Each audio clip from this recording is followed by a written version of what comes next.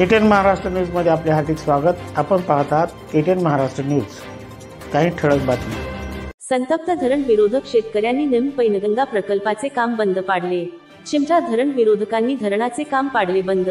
अनेक वाहनांच्या काचा फोडल्या। निम पैनगंगा प्रकल्प उर्फ चिमटा धरणाचे काम निम पैनगंगा धरण विरोधी संघर्ष समितीने दिनांक नोव्हेंबर 24 सोमवार रोजी प्रकल्पाचे सुरू असलेले काम बंद करण्याबाबत रितसर जिल्हाधिकारी, पोलीस अधीक्षक, कार्यकारी अभियंता, police station Parwa, police station Mandvi यांना लिखित निवेदन देऊन काम बंद करण्याची विनंती केली होती। परंतु पाटबंधारे विभागाने काम बंद न केल्यामुळे दिनांक नोव्हेंबर 29 शनिवारला निम पैनगंगा प्रकल्पाच्या प्रकल्पस्थळी धरण विरोधी संघर्ष समितीचे पदाधिकारी व शेतकरी मोठ्या संख्येने काम बंद आंदोलन करण्यासाठी स्वयंस्फूर्तीने गोळा झाले असता काम सुरूच दिसल्याने धरण विरोधी संघर्ष समितीच्या सर्व कार्यकर्त्यांनी काम बंद पाडून नंबर नसलेल्या वाहनांच्या काचा फोडल्याने कंत्राटदारांनी सर्व वाहने घेऊन काढता पाय घेतल्याने मोठा संघर्ष टाळला। निवेदने देऊनही धरणाचे काम सुरूच असल्यामुळे प्रकल्पग्रस्त संतप्त झाले आणि त्यांनी कामावर असलेल्या जेसीबी व टिप्परच्या काचा फोडल्या व त्या वाहनांवर तुफान दगडफेक केली।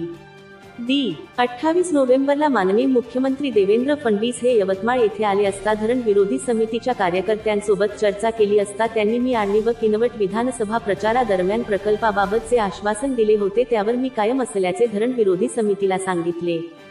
शनिवारी पोलीस बंदोबस्तात कार्यकारी अभियंता सूरज राठोड, अनिकेत गुलाने, टेमरे इत्यादी सोबत चर्चा झाली। त्यांनी काम बंद करण्याचे आश्वासन दिले परंतु कायमस्वरूपी काम बंद करण्याचे आश्वासन आम्ही लेखी स्वरूपात देऊ शकत नाही असे सांगितल्याने उपस्थित प्रकल्पग्रस्त ज्या ठिकाणी काम चालू होते तेथे महिला व पुरुष गेले। काही पुरुषांनी नंबर नसलेल्या टिप्परचे काचा फोडल्या व उभ्या वाहनांवर तुफान दगडफेक केली। त्यानंतर जोपर्यंत प्रकल्प स्थळावरून उभ्या असलेल्या जेसीबी व टिप्पर हलविण्यात येणार नाही तोपर्यंत आम्ही येथेच ठिय्या मांडू असा आक्रमक पवित्रा धरण विरोधी लोकांनी घेतल्यामुळे पोलिसांनी कामावरील सर्व वाहने पोलीस बंदोबस्तात प्रकल्प स्थळावरून हलविल्यानंतर आंदोलक आपापल्या गावाकडे परतले। आजच्या आंदोलनात विदर्भ मराठवाड्यातील 4 ते 5 हजार महिला पुरुष मंडळी गोळा झाले होते।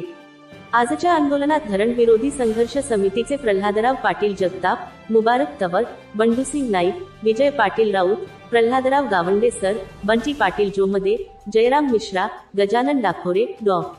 बाबा डाखोरे, गुलाब मेश्राम, विजय पाझारे, शंकर सिडाम यासह हजारो शेतकरी व धरण विरोधक उपस्थित होते।